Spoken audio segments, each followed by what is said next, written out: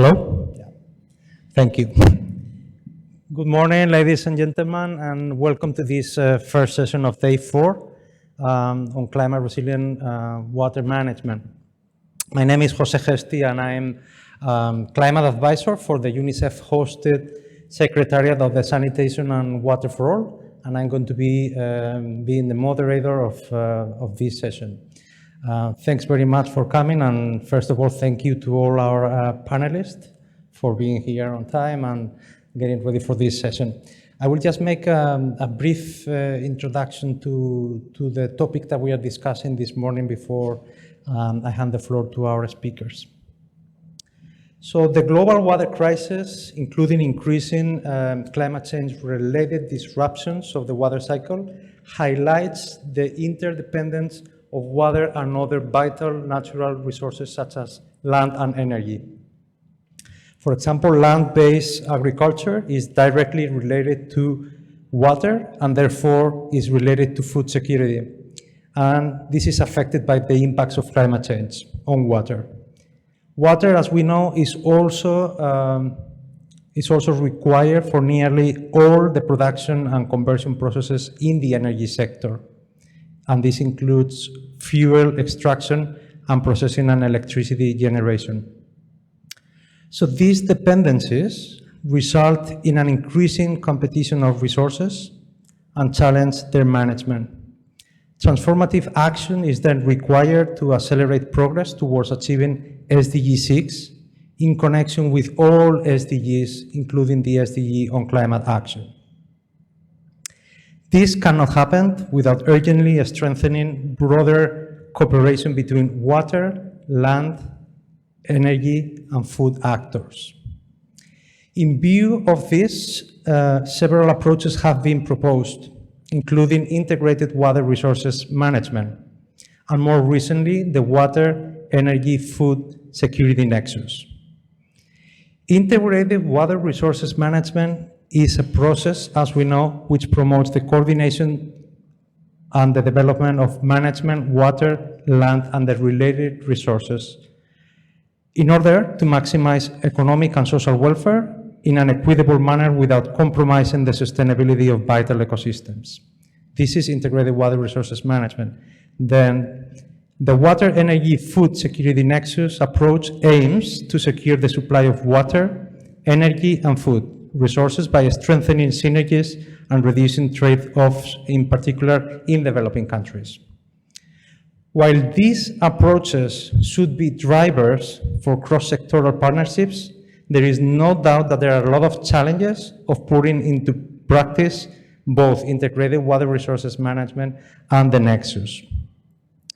There is necessary political structures for an integrated management of the resources, and there are other sort of operational problems in enacting the various management instruments that are required.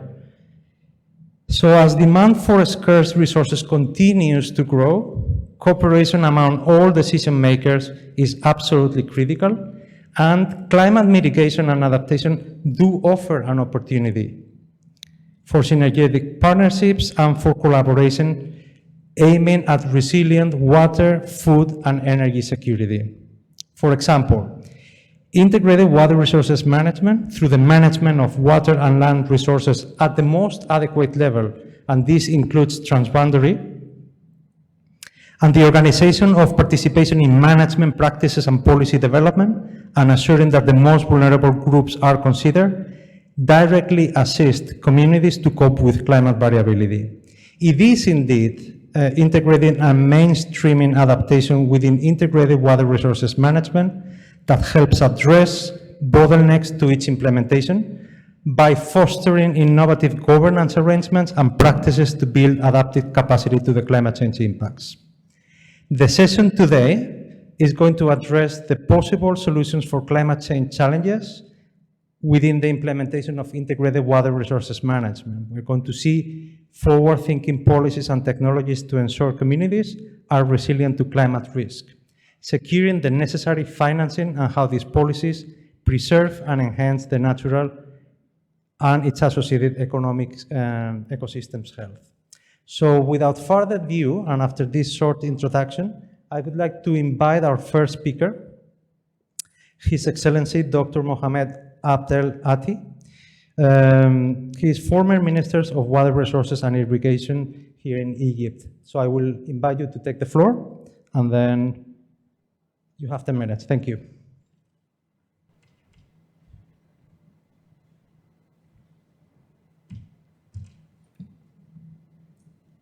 Good morning. I'm happy to be in Cairo Water Week, actually. This is the 5th round, and I'm happy that it is going on in an appropriate manner. When we talk about climate change, we talk about risk and shock, sudden shock. We don't know where it will happen and how much it will be and what is needed to deal with it. We are talking also about uncertainty. We are sure that there is a temperature increase, there is a sea level rise, but we are not sure how much it will increase due to different reasons. Emission scenarios, for example, to what extent are we going to control emissions, the accuracy of the data, the resolution of the data that we are using, the models that we are applying, whether they are representing the different regions in reasonable accuracy, the downscaling that we are doing, what extent it is, appropriate to rely on. So we are dealing with a range of uncertainty. So when we talk about climate change, we talk about how can we mitigate or reduce the shock. In the same time, we look at two broadband extremes that we have to deal with. This is a fact that we have to consider. And we have to deal with either sudden effects like flash floods or extremes of drought and floods. The extremes we need to deal with, flexible infrastructure systems that could absorb this kind of shocks. When we have inappropriate or very pessimistic infrastructure, this will be very expensive to construct. So the question now, whether we are going to rely, for example, when we build the dams, is it based on 1,000 years event, 100 years event, 10,000 years event? Of course, this relates directly to the cost of the construction or the infrastructure. Also, when we select where we can do our structures, we are not sure that the storm might happen maybe in 50 years' time, 100 years' time. So this structure could work for just one time in 100 years or 200 years or 300 years. But we have to compare between the risk and the cost and the impact of this structure in dealing with extreme events. When we talk about climate change, we have seen it. Or witnessed different extreme events last year in Europe, Germany, France, Netherlands, UK, here in Africa, South Sudan, and some other river basins have faced extreme events that affected the livelihood and caused major damages. When we talk about water, 82% of climate climate disasters are water related. So water is vital to deal with or to bring it to the core of climate agenda or to be in the heart of climate agenda. And this is actually the key theme of this conference and also of COP, where we will have the Water Day during the COP. When we talk about Egypt, the experience that we have built over, the past 7 years, we have dealt seriously with this. Our main concern to mainstream climate change into different development plans, especially those related to water resources. Already we are facing water scarcity, and we have maybe more than 50% shortage of water. And unless we take some serious actions to deal with this, scarcity, we would face major problems accumulated due to climate and also due to population increase. And when we talk about population increase, this means that increase of demand. So and increase of emissions. So population increase, I feel that is more risky than climate change. So how can we bring birth control and family planning into the cycle of looking at the holistic approach dealing with water scarcity as well as climate change impact and evolution of emissions, and we have to deal with. When we talk about Egypt, we have set a national strategy that had main 4 pillars to deal with climate change.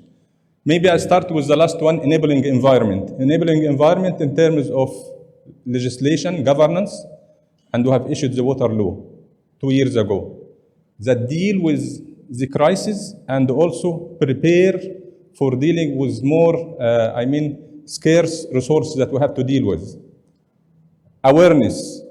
So we started awareness at all levels, from policymakers to grassroots, tackling every household through the church, through the mosque, through the, gathering of with communities, through the Ministry of Health, through family planning,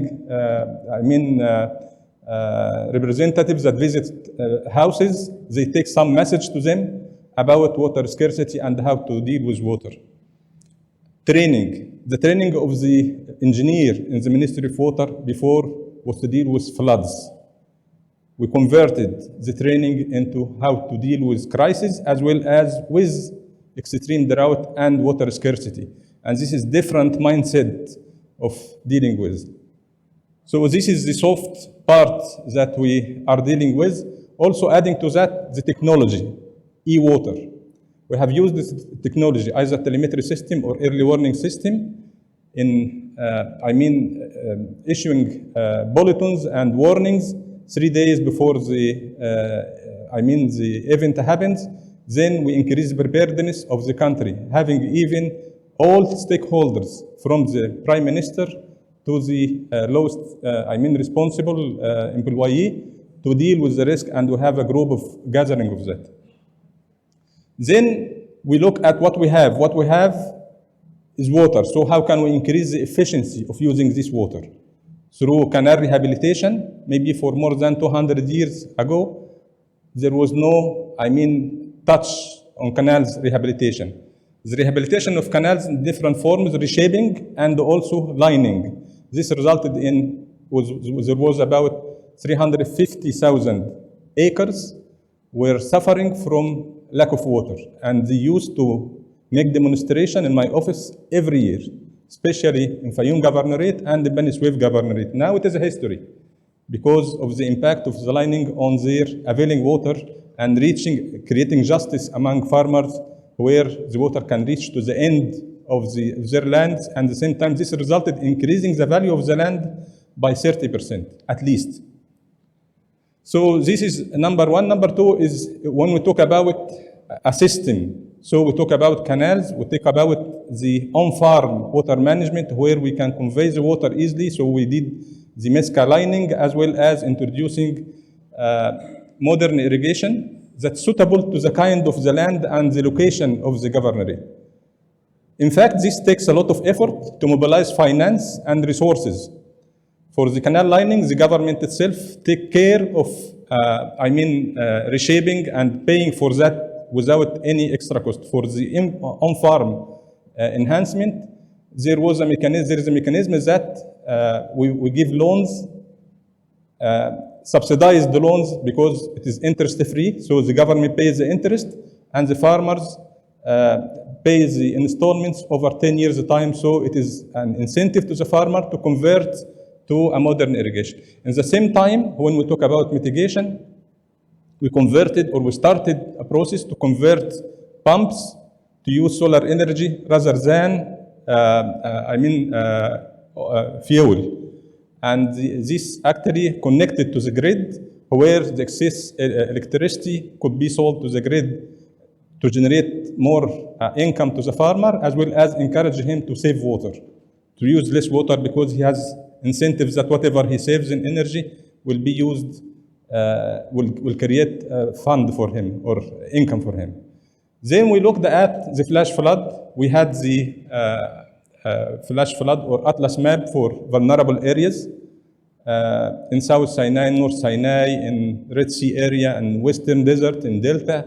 and we looked what are the needed infrastructure, and then categorized this infrastructure from the high risk to low risk. Then we started annual plans according to the available budget to construct this infrastructure.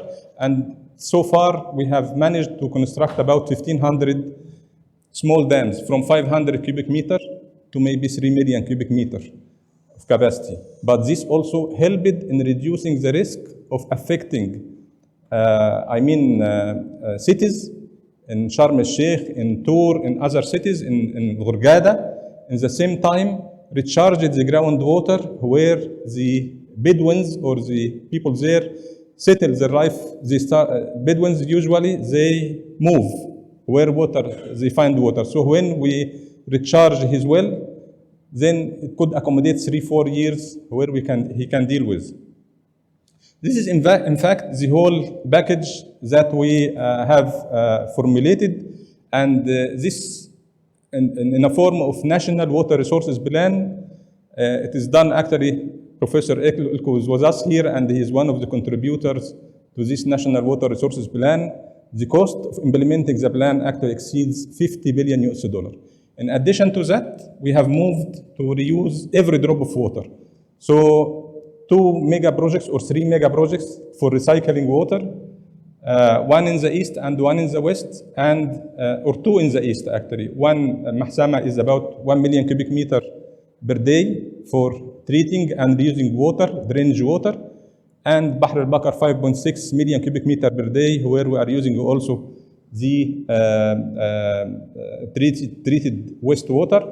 And in the west, under construction now, maybe within few months it will be opened, it's called the Hammam, treatment plant, 7.5 million cubic meter per day. With this reuse of water, brings Egypt to be one of the highest in the world in water use efficiency. In the same time, it is the highest in Africa in water use efficiency and productivity. And this actually was the whole story of water management. I'm trying to be precise and clear, and I'd like to thank you all.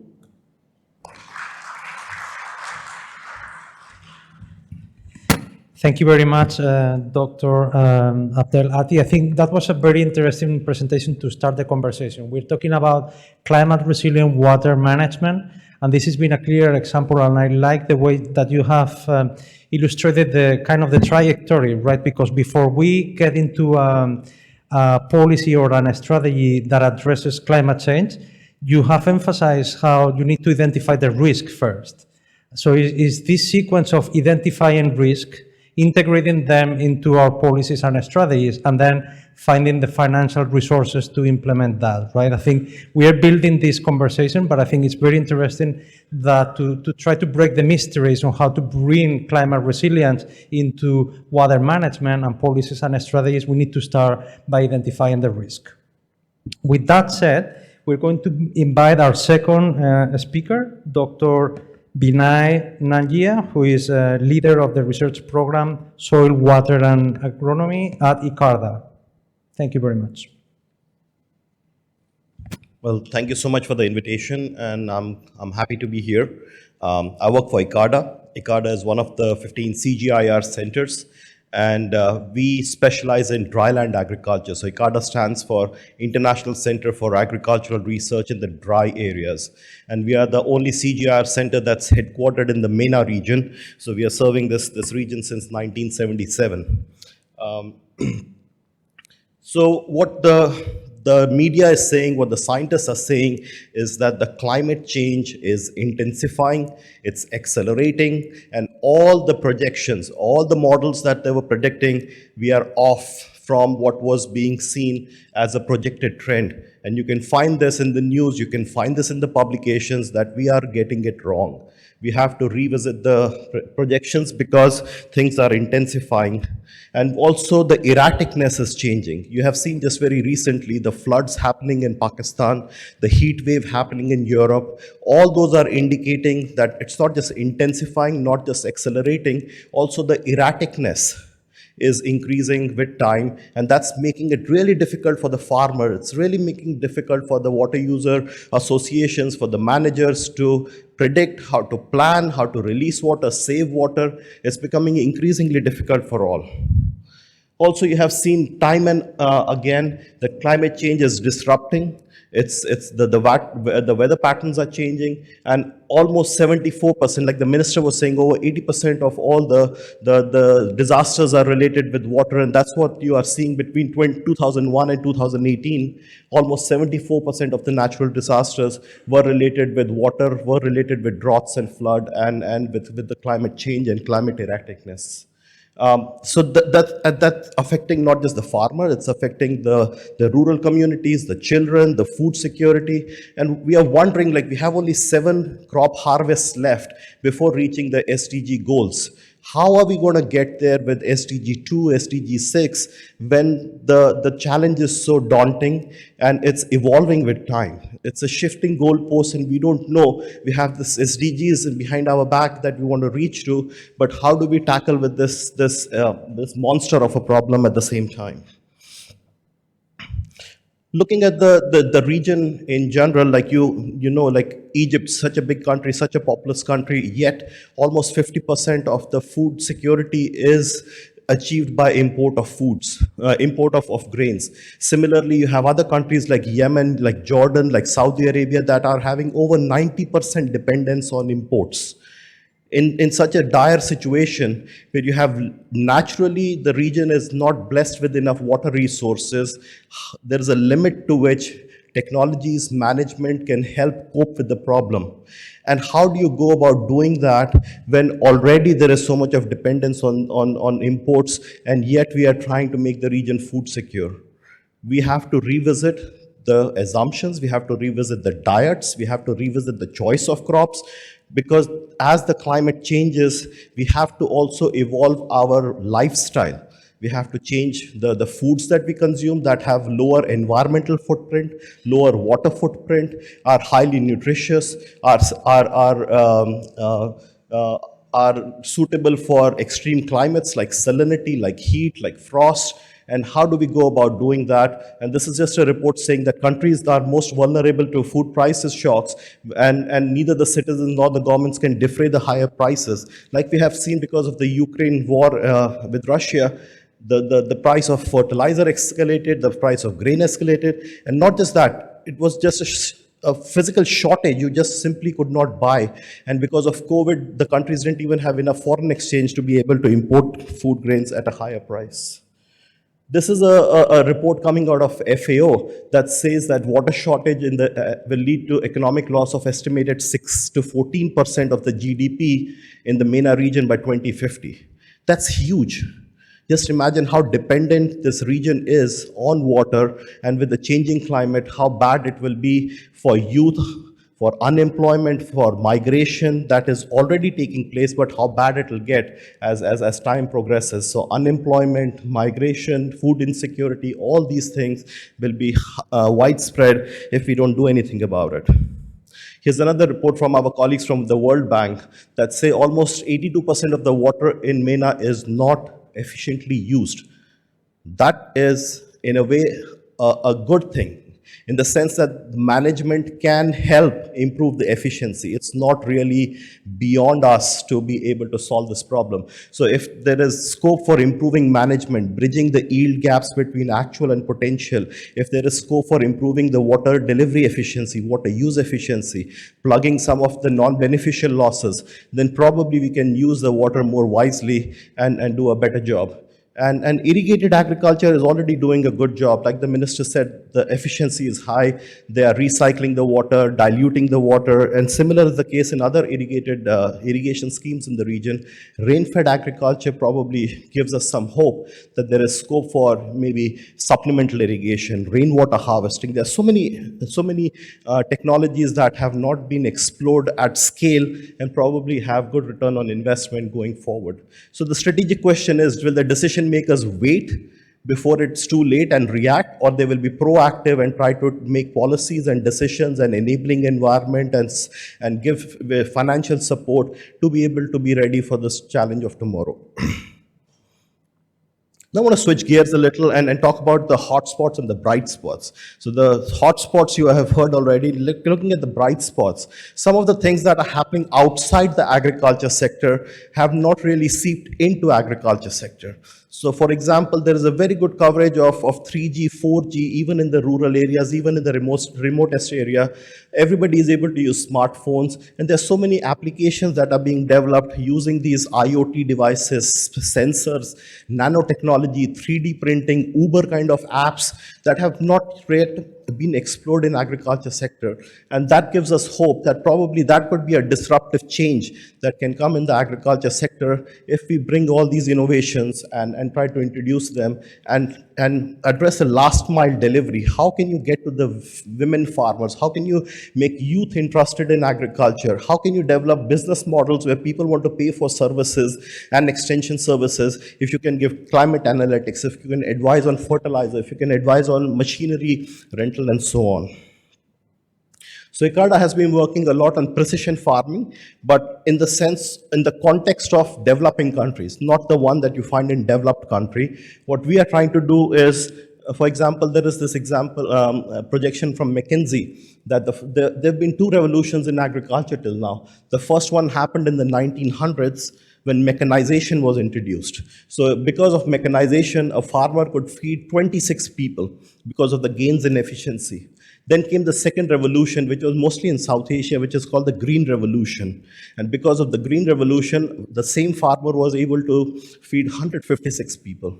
And now it's projected that the third revolution will be the precision farming, and the same farmer on the same acreage will be able to produce enough food to feed 265 people.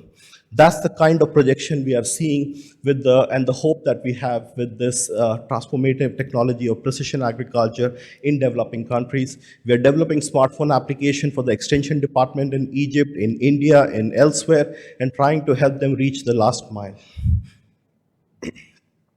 Here are a couple of other examples. On the left is an example of ICARDA's partnership with MIT, where we have developed these smart ultra-low energy drippers, which operate at 85% lower pressure. Because you need a lot less pressure, you need a very small pump, you need very few solar panels, and there's so many areas in Morocco, in Jordan, where you are not able to do irrigated agriculture just because the energy is not available or it's too expensive. And we have introduced these for olive trees, for citrus, for fruits and vegetables, and so many farmers are able to do cash crop production because of this technology. On the right, we have another smart sensor-based irrigation scheduling, which is from Central Asia.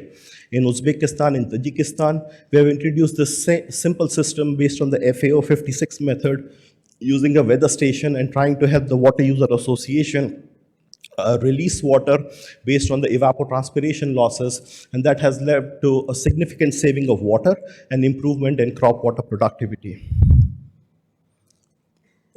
Another promising solution on the horizon is exploitation of the deserts, desert farming. There's so much that you can do in terms of protected agriculture, date palms, hydroponics, that has not been exploited to the potential. If it's highly profitable, using subsidized energy, using protected agriculture, there is scope that you can even help reverse some of the desertification in these areas. ICARDA, in partnership with the FAO, has this MENA regional evapotranspiration network, where in 5, 6, 7 countries, we are actually measuring evapotranspiration for different crops, different elevations, different sources of water, and trying to create this gold standard of actual measured evapotranspiration, which is open to all. It's an international public good. Anybody can benefit from it to validate their remote sensing products, to validate their crop models, and this is again an innovation, and it's surprising that the region is so water scarce, yet we didn't have a good handle on how much is the actual measured evapotranspiration in these places. So this is another good example of innovation that we are working on to help serve the region.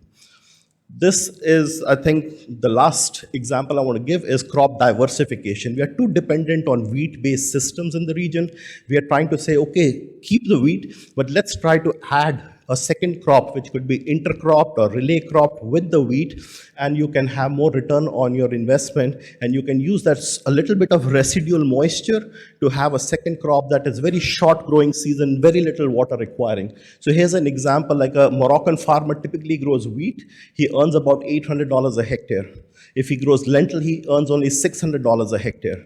But if he has lentil bean as intercrop, his profitability goes to $1,200. If he tries lentil with onion, it goes as high as $11,000 per hectare.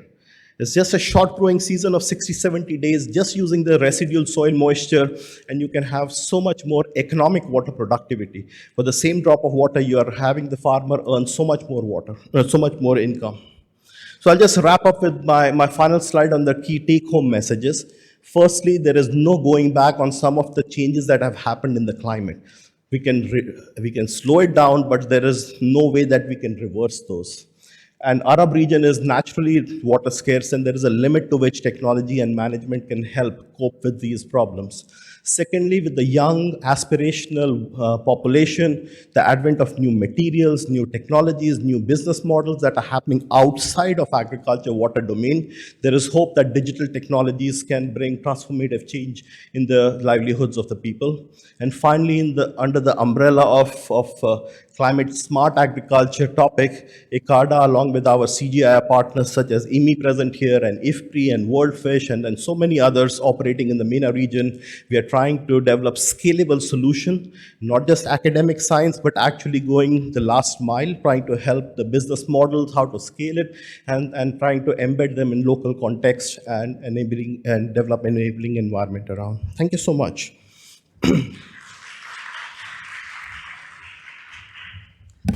Thank you very much, Dr. Vinay. It's been a very great presentation that also has helped with something that I said at the beginning, is there is no security, food security, if there is no water security. They are both intimately linked. And actually, you brought numbers to something that I also said at the beginning. You have highlighted how 82% of the water in this region is not efficiently used. So by integrating climate resilience into water management, we do have the opportunity to bring a change. You have finished your presentation talking about youth and innovations, and let's hope, that youth and this wave of integrating climate resilience into water management help us better address the water resources, which will lead to water security and therefore food security, right? So with this, I will invite our next speaker, Mr. Marcus Wishart, who is leading the Water Resources Management team, the World Bank Regional Office based in Jordan, as I learned this morning. So, Marcus, over to you.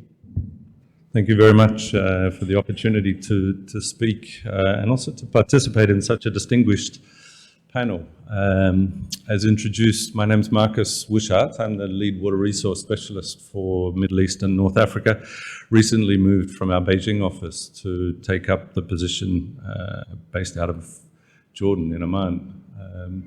It's good to be coming back to the region. I spent a number of years here in the past, and it's interesting to see how the sector has evolved. I've had a series of fascinating presentations and discussions during the course of the week, and also the two introductory speeches we've heard this morning, which really lay out the scene. And while I don't necessarily want to try and summarize the discussions during the course of this week, I do want to reflect on some of the interesting and the sort of reoccurring themes that I've seen coming through in the presentations, and particularly in terms of responding to some of the challenges around future uncertainty and the changing nature of this approach around integrated water resource management. I think what I've seen and what I hear is really reinforcing the notion that what we're doing in the MENA region is really driving some of the innovations that will help not just countries within the region, but also more broadly, responding to the challenges around not just uncertainty, but also increasing water scarcity.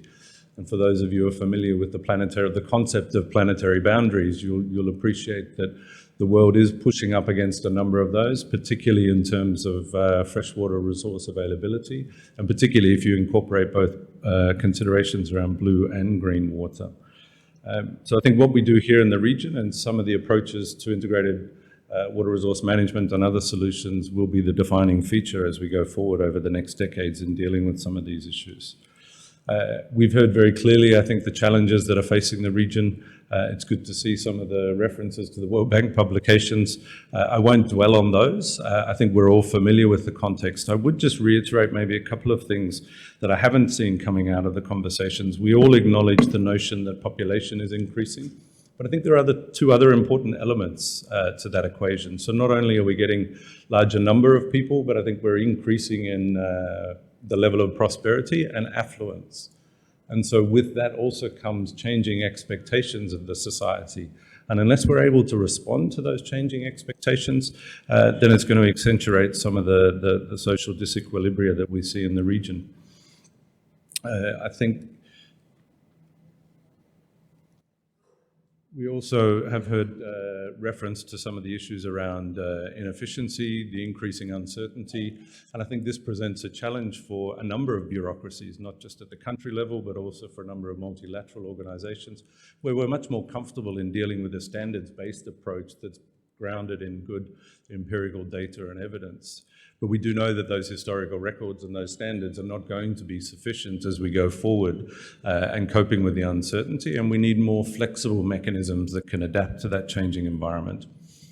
Again, some work that our colleagues have done within the World Bank over the last couple of years have been modeling some of the global impacts associated with water scarcity on growth and GDP. And you can see here very clearly, sort of resonating some of the numbers that have been mentioned already, that under the current sort of business as usual scenario, we're likely to see reductions in GDP in the order of 5, 10, 15%.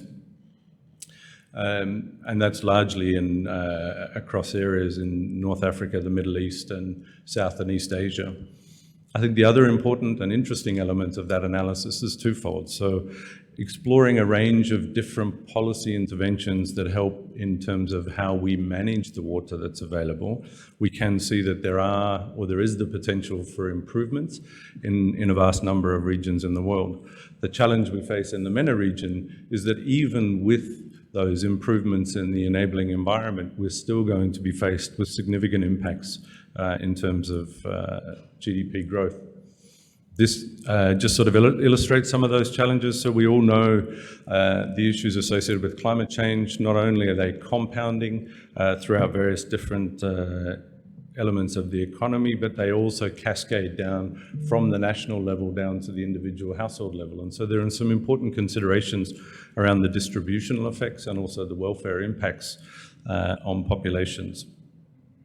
The other chart I wanted to put here just shows some disaggregated data to highlight two elements. So the different sectors will be variously affected by changes in climate and uncertainty going forward, and the distribution of those impacts across countries won't be equal.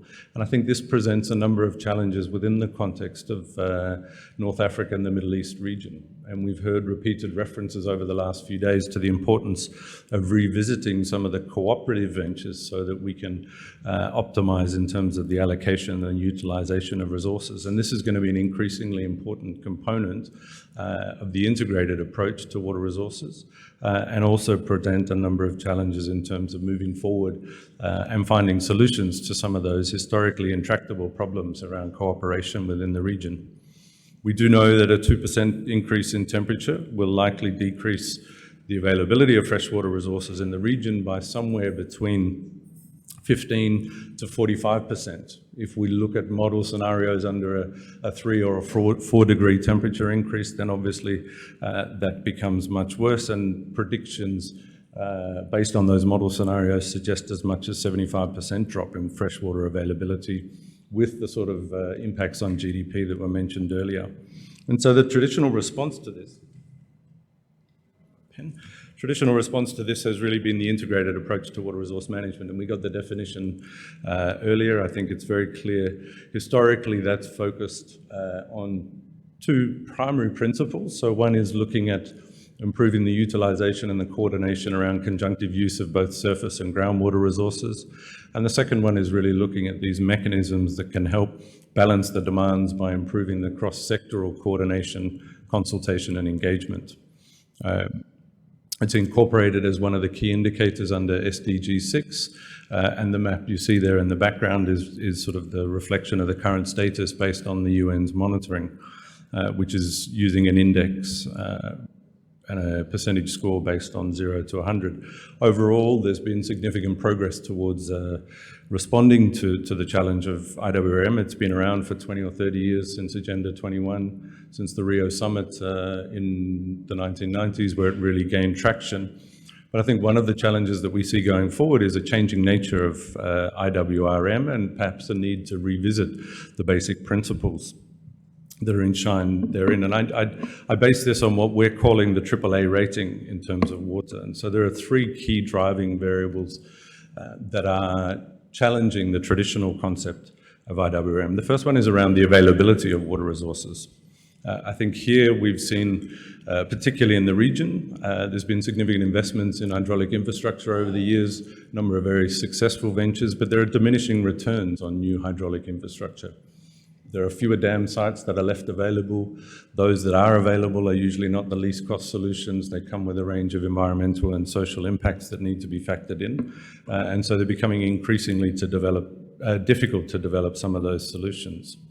We're seeing increasingly unsustainable utilization of groundwater, and so a big shift towards circular economy approaches that are reusing wastewater, as well as development of desalination. This also has cascading and compounding impacts throughout the value chain, and so we see regression in some areas in terms of access to safe water supply and sanitation. We see increasing pressure on the utilities in terms of their overall performance and their sustainability. And this changing nature of the composition of the sector is also having important implications on the overall affordability of water. That's affordability at the national level in terms of long-term debt sustainability associated with some of the very large infrastructure investments. But it's also putting pressure then on government to look at finding the right balance between subsidies and tariffs that are passed through to the end users. And these tariff increases are likely to have impacts at the household level. And those are coinciding with increases in energy tariffs. We heard the challenges around food security and food prices and general inflationary pressures. And so at the household level, there are a number of important considerations that government needs to factor in. Within that context, there's a strong emphasis on the private sector solutions, but I think it's important to acknowledge that public spending continues to constitute the vast majority of support to the sector, and the top slide there comes from some recent work colleagues have been doing on a global public expenditure review. The other slide shows that government expenditures in the Middle East and North Africa region in terms of subsidies that are going into the utilities are by far and away higher than any other region in the world. And so there's an opportunity here to be able to look at not only improving on or increasing the tariffs that will pass through to the end users, but also in terms of how we can help to improve the overall performance and efficiency associated with utility performance and get the right mix of funding in terms of the 3 Ts that were put forward by the OECD a few years ago. And that's looking not only at tariffs, but also a transparent mechanism for the transfer of subsidies through taxes as well as through ODA. The last 2 slides, before I get on to the concluding one, are really just looking at what is the World Bank doing in terms of assisting our clients and countries to deal with some of these uncertainties.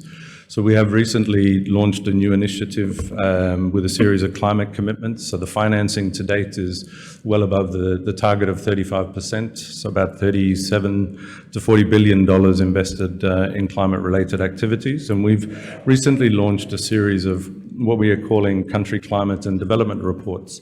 And so this is an approach that looks at some of the challenges across the economy as a result of this increasing uncertainty due to climate change.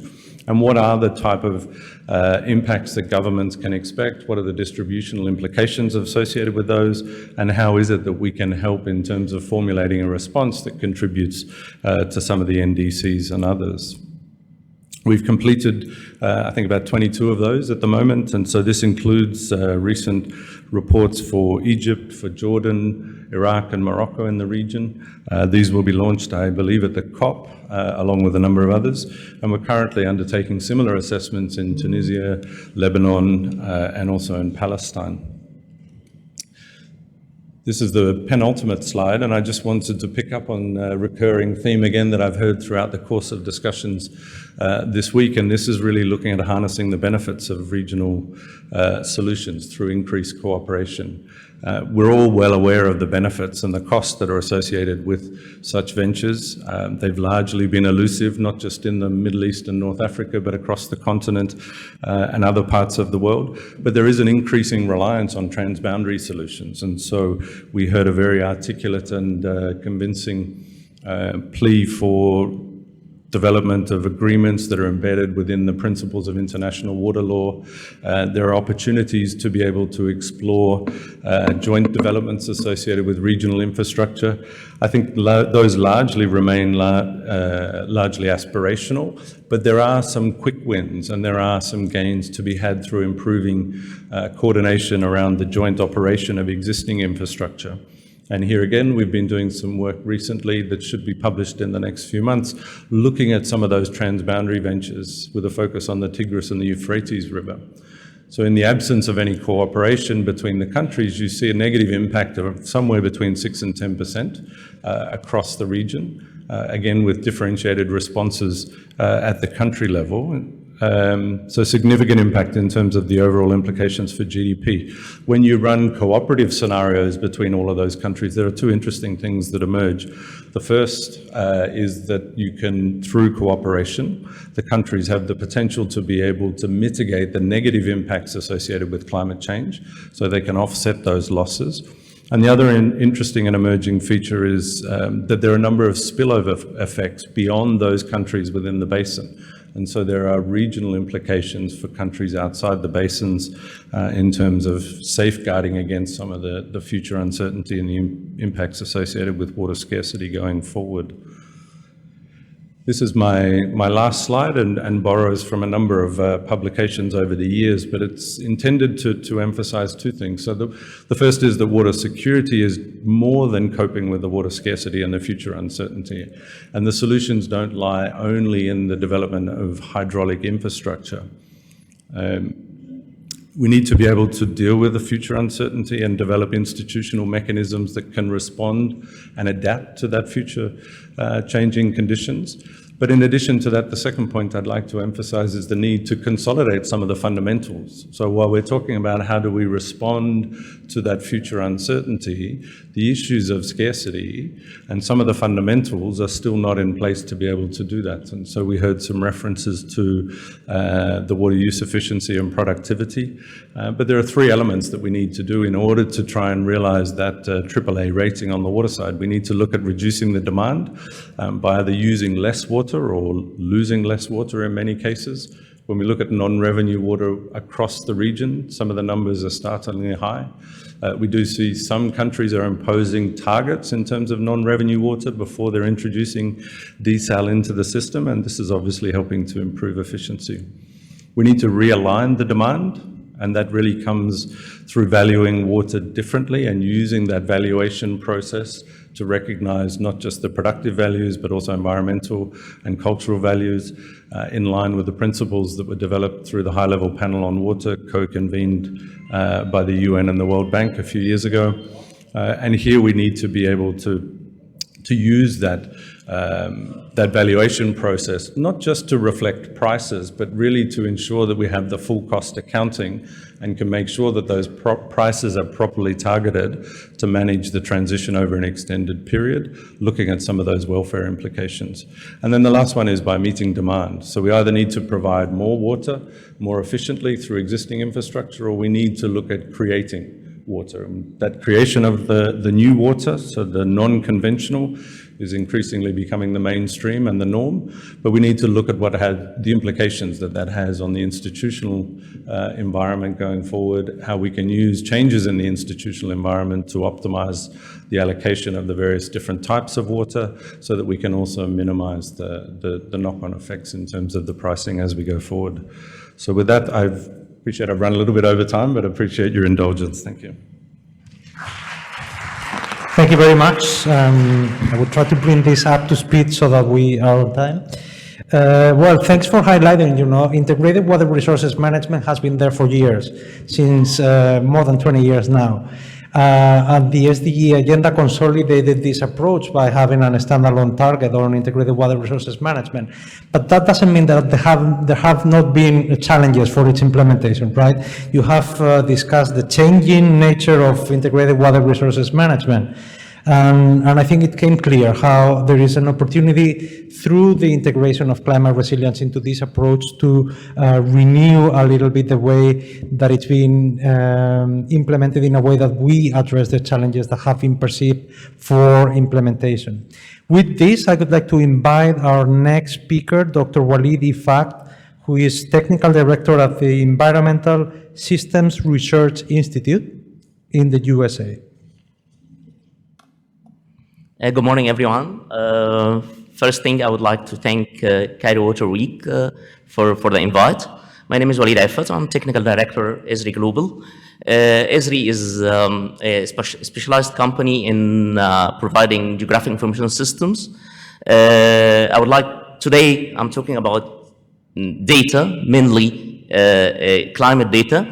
I'm going to provide or to present a use case that we did in Brazil, Rio de Janeiro, where we fused many types of data in order to come up with something called map suitability analytics. So in ESRI, actually, we believe in the importance, and we believe that having authoritative data available, and it's like the main or the primary cornerstone when it comes to having a reliable information that decision makers can use.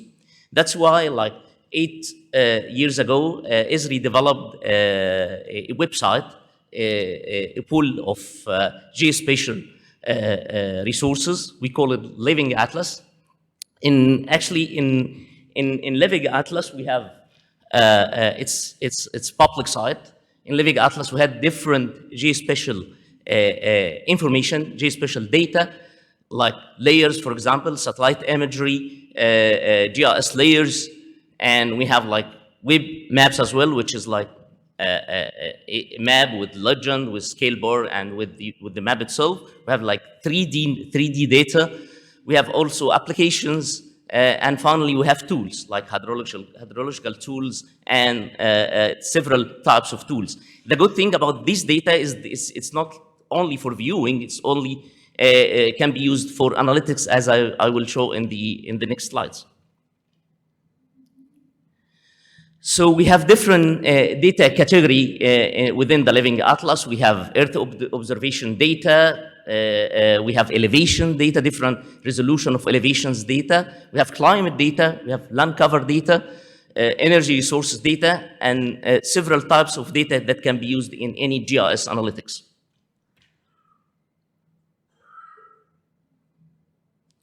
Here are some sample of data sets that are available in ArcGIS Living Atlas. We have, for example, Sentinel-2 data. Sentinel-2 is a satellite that has been launched by European Survey Authority agency. I mean, it's like 10-meter resolution with 13 bands. All of these data, all of this satellite data is available for analytics starting from 2015 till today. Also, we used some innovative technique when it comes to deep learning and machine learning to drive the land cover from Sentinel data as well. We have like world population, we have global climate data, and we have flood factor. This is like sample of the data sets that are available. We have like more than 1,000 data sets that ESRI has been produced, or even the community itself, partners, users, and clients. This is only another sample. It's a world historical climate data. This is like it's point layer that are having data for climate for the whole year, starting from 1981 till 2010. It can be retrieved. It can be used also in different analytics. Also, we are providing in Living Atlas something we call Landsat image service. This is all the Landsat data. Landsat is another satellite that launched in 1972 by USGS, and it's with 30-meter resolution, and it has 11 band. Actually, we will use this in our use case right now. We will use the 9th band of the Landsat data, which is the thermal band that reflects the surface temperature of the Earth.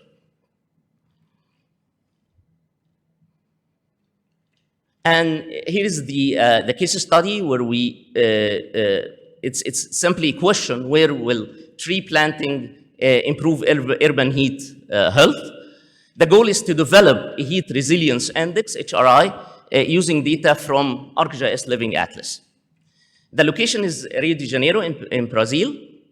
The geospatial question, actually, which location in the Rio de Janeiro neighborhood would receive the greatest benefit from tree planting as a mitigation against urban heat islands? The inputs data, the inputs GIS data, or the input geospatial data was land surface temperatures that came from Landsat data, and the lake of tree canopy data, which comes from another data set in Living Atlas, and finally the population density in Brazil. And here is the workflow steps. Actually, the main idea is on how to get the data, use the data directly from the website. You don't need to download any data, just accessing the services, doing the analytics, and getting the final result. So first thing is to prepare the inputs. First thing is to transform multispectral data into temperature, which comes in Landsat 8 data, the 10th band. Then identify where trees are located, and finally calculate population density. Then summarize or normalize all the 3 data types, and then come up with the heat resilient index. So the first layer, the first geospatial layer we used is, as I was mentioning, the Landsat image service, the thermal band number 10.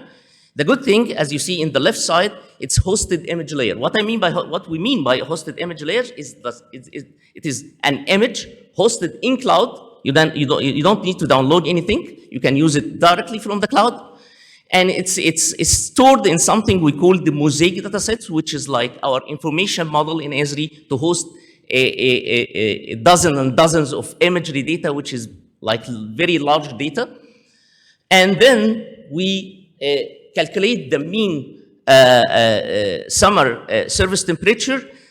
We used actually the data from 1975 till 2021.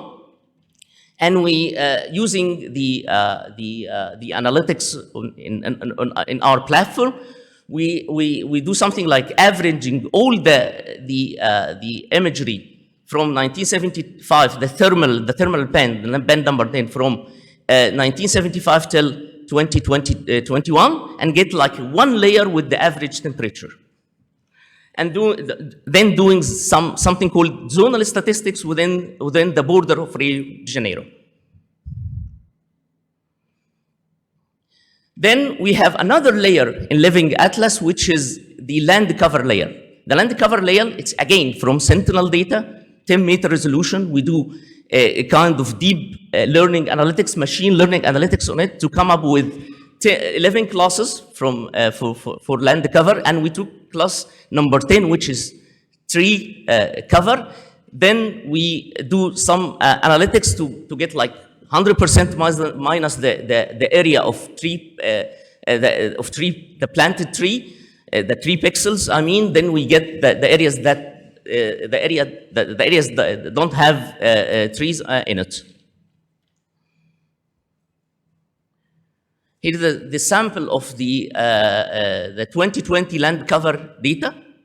We used deep learning. We used something called classified pixel techniques.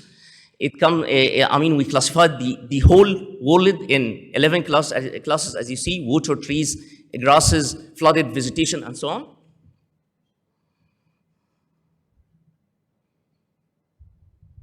And then we use the Brazil sector boundary, which is hosted again on ArcGIS Living Atlas with the total population of Brazil in a sector level. And finally, we do something like normalization or standardization between the three geospatial layers, like trying to have all the values in the three layers within 1 to 3. And finally, come up with the output, the heat index.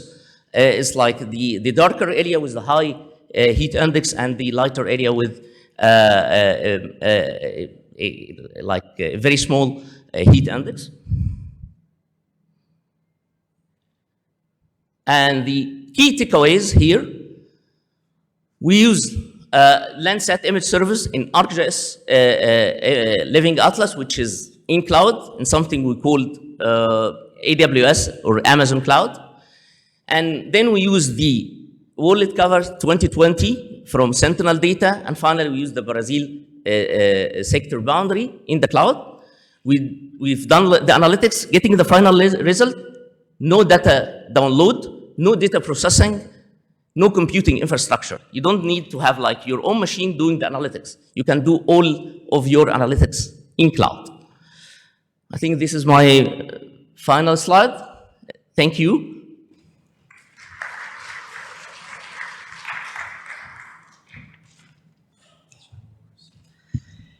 Well, thank you very much, Dr. Walid. There is no climate resilient water management if we don't have the right information to inform policies and strategies, right?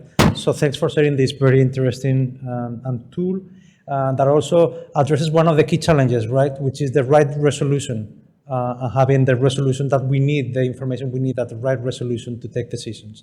With that, we will transition into our next speaker. Dr. Youssef Broussine, who is Egypt country representative and regional representative for the Middle East and North Africa at the International Water Management Institute. Thank you. Thank you. Assalamu alaikum. Hi, everyone. First, let me express my happiness for being here in this 5th edition of Cairo Water Week. I'm happy for many things, but I will just mention one reason today. I kept hearing really interesting concepts during these 3 days and also across the presentations of my colleagues. I'm happy to know that we've got that level of maturity in the region, and we need that because of the current situation of water in this region. I heard climate action, factoring water in climate action, bold action, transformation, which is really needed in the region. I'm Youssef Broussine. I am representing IMI, International Water Management Institute, in the MENA region. IMI is part of a big family called CGR. The logo is on the top of your right-hand side. Within CGR, we've got 14 other organizations, sorry. And recently, we did a kind of collective intelligence exercise to think about what can be changed in the region to reduce or to mitigate the risks. And we come up with a very interesting paper that we will be launching in the next session later on. In this exercise, we try to ask 3 questions. So the first one is about the systematic risks, identification of the risks. The second one was about the response of communities, response of institutions. And then we try to figure out what might be the shape and the format of the policy actions that can help in navigating these risks. Today, I will take you through small parts of this work, while I will be focusing on the water aspect. We all know the situation in terms of climate change in the region. We expect an increase of temperature across the region, and we will have a drop of rainfall in most of the, let's say, growing areas in the region. And also, these growing areas, they are the most populated areas in the region. And this climate risk will lead to a cascade of other risks related to the business, related to finance, social risks, and also livelihoods. And we try to capture that in our work. We tried also to figure out about the response and to understand the response of the financial system, social aspect of the response, the capacity development in agriculture, the largest user of water in the region, 80% as average, monitoring and planning response, water security response, and innovation response in the region, which is a key component in this question.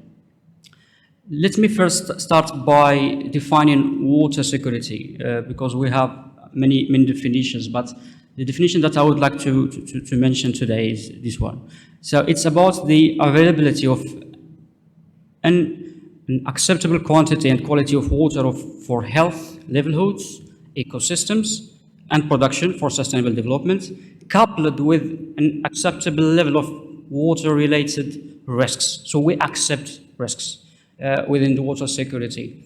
And this was one of the starting points in this collective intelligence exercise. So what are the thresholds of risks that we can accept while having or while looking for this water security?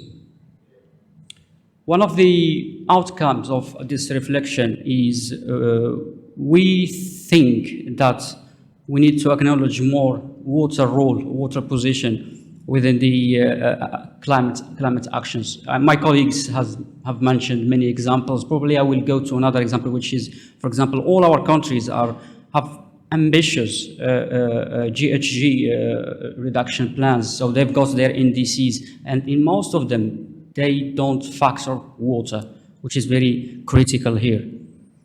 The second thing is the policy reform. We think that we still have a lot to do in terms of policy coherence in the region. Some policies can even trigger competition between sectors, which will be leading to, again, another aspect of fragility in the region.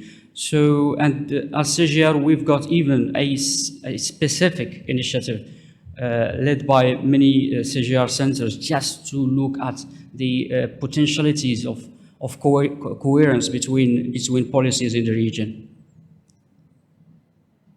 Virtual water currently is the hot topic everywhere.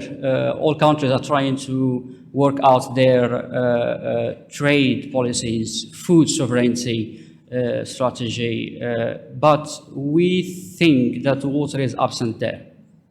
For example, in Egypt, just by importing the needs in terms of cereals, Egypt is saving 8% of water resources, but it is exporting even more by exporting crops. So this is what we look for. We need to include the water, virtual water, in figure out the future of trades in the region. Cooperation. My colleague Marcus mentioned the transborder cooperation, which is true, and also we think that we need to do more in terms of national cooperation also.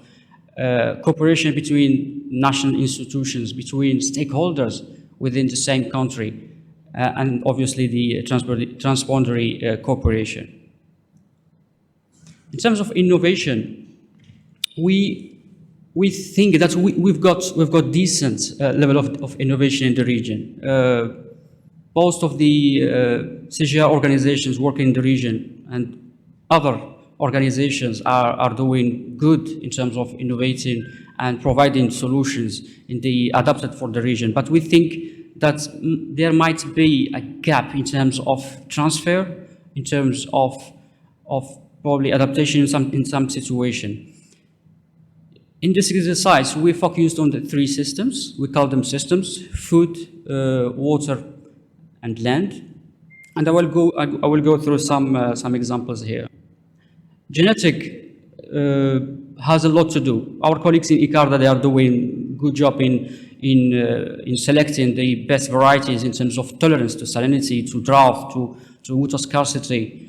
And for example, in Morocco, more than 70% of the wheat varieties are fruit of the collaboration between the National Agronomic Research Centers and ICARDA, for example, the same in Syria and Jordan. So genetics can give a lot in terms of addressing the risks and addressing the water scarcity. Integrated water management or agricultural water management. Again, ICT, we've seen the example of the power of data to help in a similar aspect. And we do have some examples in the region. For example, we've seen an example from ICARDA about the on-farm IoT. EMI is doing a lot in this aspect. Also, we have a lot of folks in terms of increasing the efficiency of irrigation, on-farm irrigation, using smart solutions. And we do have also the Water Accounting Plus that is helping in integrated water management strategies. We think that in terms of land, we think that their productivity is low in the region, which is another aspect of fragility. We put forward 2 key solutions. Climate smart agriculture. We do have some examples in the region: Tunisia, Egypt, Middle East, and also conservation agriculture is a really, really strong solution that can increase the water productivity, rainfall water productivity, and increasing also the yields with another cascade of good consequences in this situation. In Morocco, they have a goal of 1 million hectares of no-till surface this year, which is a good example to probably scale up in other regions. Rangelands and interference with livestock is another component that's generally forgotten in the narrative in the region. We think they are very important to build the resilience and also to increase the productivity of our production systems. They've got also another, let's say, hidden or co-benefit, which is increasing the mitigation aspects of our production systems, which will lead to potential financial benefit later on. Food loss, again, another hidden or forgotten aspect in the region. According to the calculations, we can feed even more than 25 million, additional 25 million persons if we reduce the food loss. The same thing in Egypt, for example, we can feed something like 16 million person and 9.7 person in Morocco. So it's a big potential, and by feeding more people, we are saving water, obviously. We are also trying to help the economy by keeping the currency in the country and addressing the imbalanced trade balances in the region. This is my last slide. As take-home message, I've got 2. Definitely, the MENA region is one of the most fragile regions worldwide with a lot of risks. Obviously, we focused on climate risks, but we do think that there are opportunities that need to be taken in a proactive manner. Proactivity to reduce the risks and also to reduce the cost of recovery later on. The solutions that we tried to mention today, they have got basically as objective to build the resilience of the water system. But as I said in the beginning, water is part of the equation. It needs to be taken while working out the climate action. And thank you. Thanks, Youssef. Thanks very much for ending with this positive note about the opportunities, which is what we're discussing all the time, right? Climate resilience brings an opportunity to water management, so we should build on that. And I think you have further elaborated on this link, starting with the risk, understanding the risk to then lead to a response. We want to finish this session with our last speaker on also on a positive note and by sharing best practices in the region, which I think is the best way to end a little bit something that is a little bit more theoretical, right? With best practices. For that, I will call on the stage Professor Mohamed Dawood, who is working at the professor at National Water Research Center in Egypt, and is Senior Water Resources Advisor at the Environmental Agency in Abu Dhabi. Thank you very much. Good morning. After hearing a lot about the risk and the analysis for the climate change impacts on our scarce water resources and the challenges that we are facing, I would like to focus a little bit more, as mentioned, on the best practice and the successful story in the region to improve the climate resilience water management mechanism, and how we can use the technology, and that has been mentioned, to improve the situation and to increase the efficiency of water use in the arid regions. You heard a lot about the challenges, and we hear a lot of, one of the main challenging statements that the under and average economic growth and the actual efficiency improvement by only 1% a year, the worldwide water demand and supply gap will be about 30 or 40% by 2030, which will lead to a lot of pressure on our limited and scarce water resources in the arid region. And we do have to find solutions, and not only innovative solutions, but also practical solutions and cheap solutions that can be economically affordable by our economic situation within the region. You hear a lot about the challenge, either economic challenge, ecological challenge, environmental challenge, technical challenge, and social challenge of the climate change impacts on the limited water resource. So I would not like to focus more about what you hear about in this plenary session today. However, the climate change will impact by a lot of factors. More intensive storms will happen, more evaporation, seawater level rise, more rainfall, less precipitation, and a lot of challenges, which will lead to a huge risk and affecting many population all over the world, especially in the arid region. Today, we do have some practice and we do have some smart interventions that help us to improve the resilience of the climate change. One of them, for instance, here in Jordan, of the gray water collection, treatments, and reuse. Gray water can be collected, and with this innovation or small intervention or small smart intervention in Jordan, we are able to collect gray water in the households treated by simple treatment plants and then stored within polyethylene tanks, and can be pumped to irrigate the backyard of the 10,000 households in Jordan, which save huge money by using domestic water used for irrigation of households and the backyards of the small or poor, sometimes backyards of households. In Egypt, as have been mentioned by His Excellency Dr. Abdelati, we do have started to treat either the agriculture drainage or the wastewater drainage, and using this is one of the example here, which is the Bahr al-Baqar agriculture drainage plant. The capacity of this is 5.6 million cubic meter a day, and the area is 650 square meter, about 155 faddan.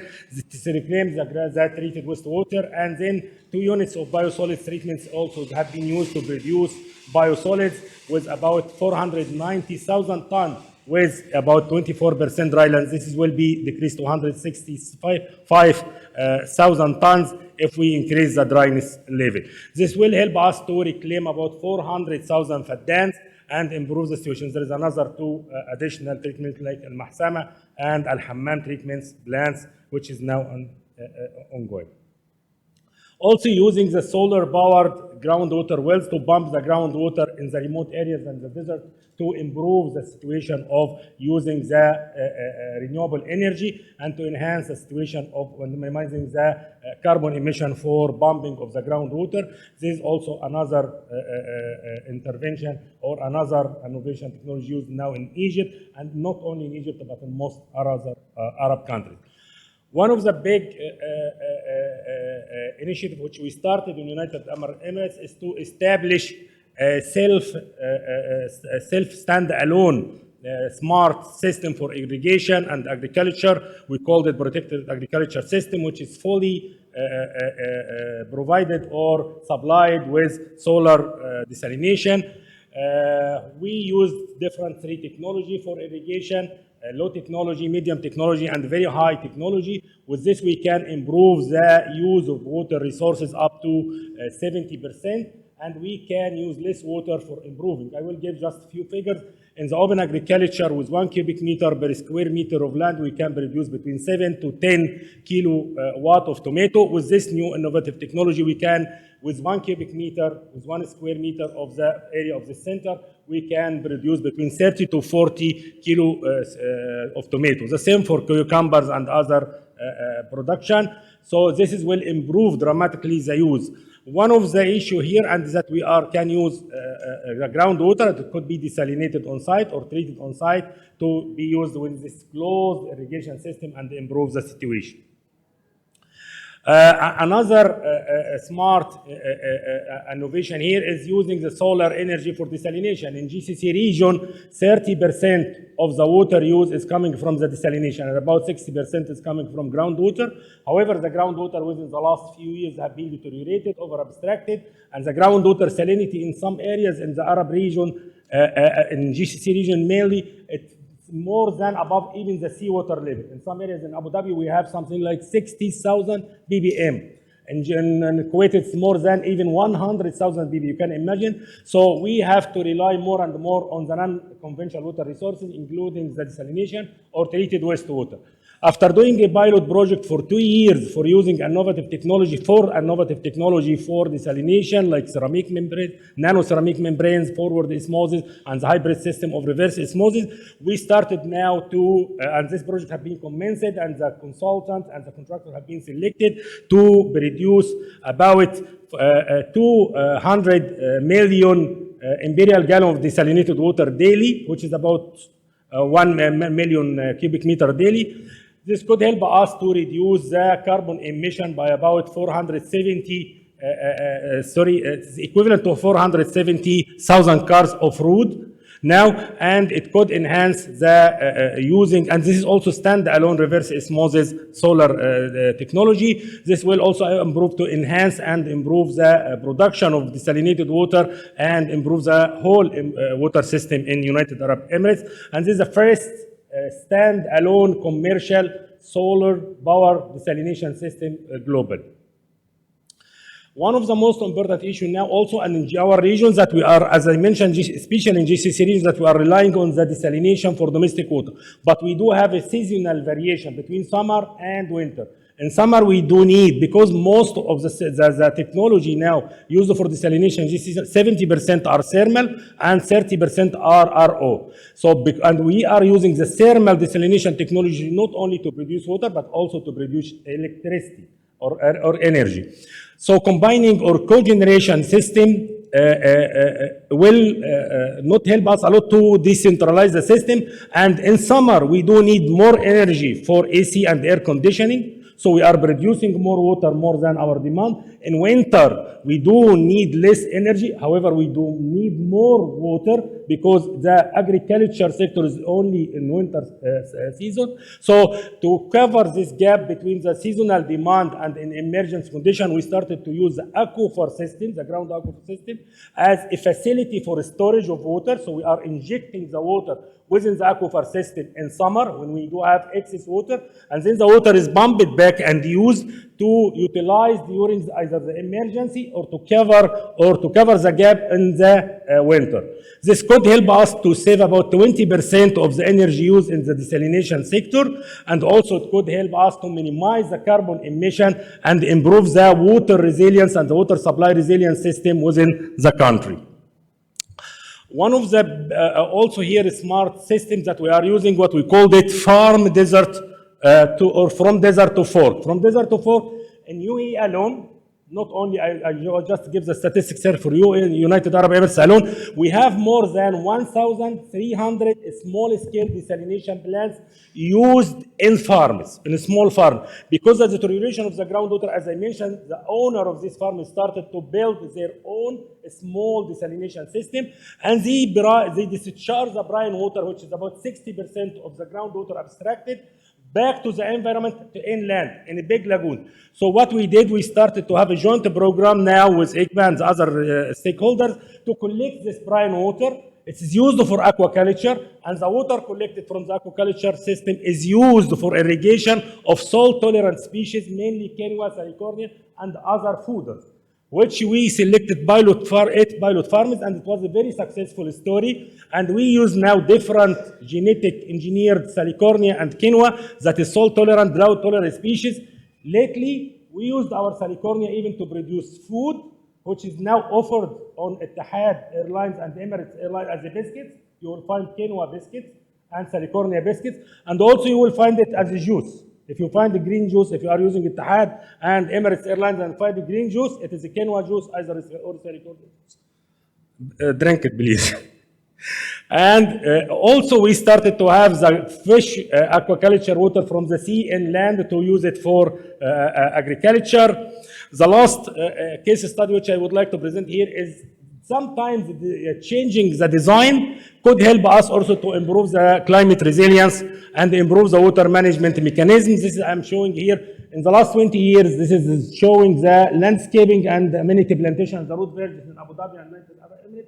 We started to change it to desert and hard landscaping, so we can save from 25 liters a day per square meter in this landscaping to less than 2 liters per square meter without any change. And we started to use native plantation in our nursery. We already propagate about 40 species, which is flowering with a green canopy all over the year. And we have a better situation now and improving it in our landscape. The last presentation, the last slide, which have been, I think, presented already by Dr. Vendai, is the smart sensors. And we started now to encourage the end users and the farmers to use a smart sensor to schedule the irrigation. And we provided them with what we called it crop calculator application. We developed a crop calculator application using FAO application to calculate the consumptive water use. We already apply this calculation and we encourage our farmers to use it. They can use it, they can estimate exactly how much water they can use monthly based on the crop patterns and the size of the farm itself. And we encourage also them to use innovative technology for irrigation, and I'm showing only one here, which is what we called it leaky pipes, subsurface irrigation system, and dripping irrigation system. This could save about, especially in the arid region like our region, it could save about 70%. However, there is some limitation regarding the seepage and the design itself, how it will be designed and the clogging because of the root propagation around the pipelines, but we are trying now to improve the system and enhance it. With this, I would like to thank you, and thank you very much. Thank you, Professor. We wanted to end this session on a happy ending with solutions and case studies, but we put a lot of pressure to your presentation by being the last one. Thanks for helping us doing this. I promised at the beginning that this session would address possible solutions for climate change challenges, and this is the way that we have finished. I don't think we have time for questions to the panelists, but they are going to be around in the next 30 minutes, I believe, during the break. So I invite you that if you have questions to any of the speakers to approach them during the break.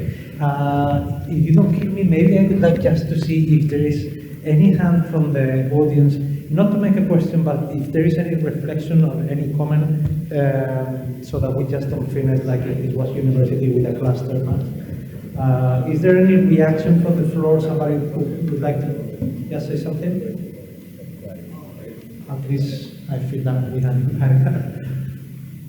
okay, well then we will conclude this session here. Thanks very much for coming. Thank you very much to all of our panelists. I think it's been a great journey, and I hope we met the expectations that you have when coming to this session. Thank you very much.